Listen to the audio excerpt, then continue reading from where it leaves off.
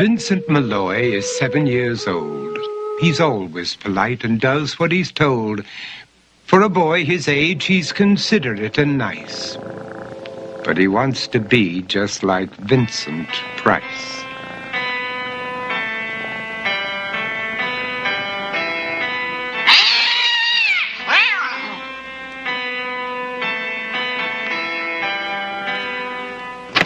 He doesn't mind living with his sister, dog, and cats, though he'd rather share a home with spiders and bats.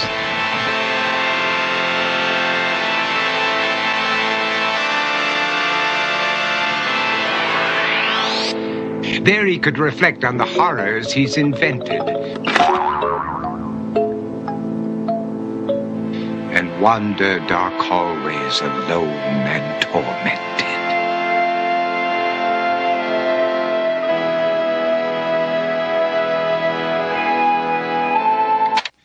Vincent is nice when his aunt comes to see him, but imagines dipping her in wax for his wax museum.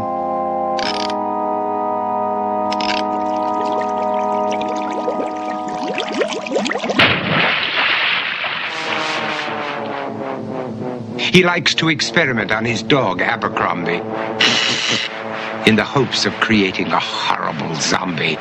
So he and his horrible zombie dog could go searching for victims in the London fog. His thoughts, though, aren't only of ghoulish crime. He likes to paint and read to pass some of the time. While other kids read books like Go, Jane, Go, Vincent's favorite author is Edgar Allan Poe. One night, while reading a gruesome tale, he read a passage that made him turn pale. Such horrible news he could not survive, for his beautiful wife had been buried alive. He dug out her grave to make sure she was dead, unaware that her grave was his mother's flower bed. His mother sent Vincent off to his room. He knew he'd been banished to the Tower of Doom, where he was sentenced to spend the rest of his life alone with the portrait of his beautiful wife. While alone and insane, encased in his tomb, Vincent's mother burst suddenly into the room. She said, "If you want to, you can go out and play. It's sunny outside and a beautiful day."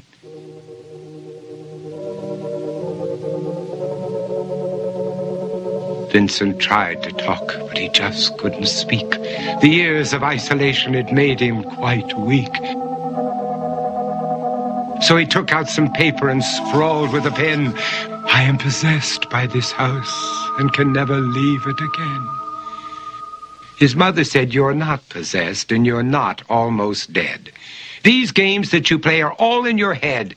You're not Vincent Price, you're Vincent Malloy. You're not tormented or insane, you're just a young boy. You're 7 years old and you are my son. I want you to get outside and have some real fun." Her anger now spent, she walked out through the hall. And while Vincent backed slowly against the wall, the room started to sway, to shiver and creak. His horrid insanity had reached its peak. He saw Abercrombie, his zombie slave, and heard his wife call from beyond the grave. She spoke from her coffin and made ghoulish demands, while through cracking walls reached skeleton hands.